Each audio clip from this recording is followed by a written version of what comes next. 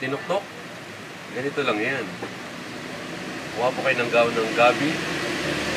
Kuha kayo, puputulin nyo sa tangkay. At hawakan yung ganito, yung dahon. At syempre, nakaready na yung mga ingredients nyo. Pwedeng hipon, pwedeng limasag. O lalagyan nyo ng dahon na kinat na gabi. At lalagyan nyo rin ng tawag dito, yung nyog o sapal. Yan tinatawag. Tapos titimplahan nyo at ilalagay nyo sa dahon. Pag ganito, ganyan po ang hawak. Tapos itutupin yung gano'n. Ayan. Tapos tatalian nyo.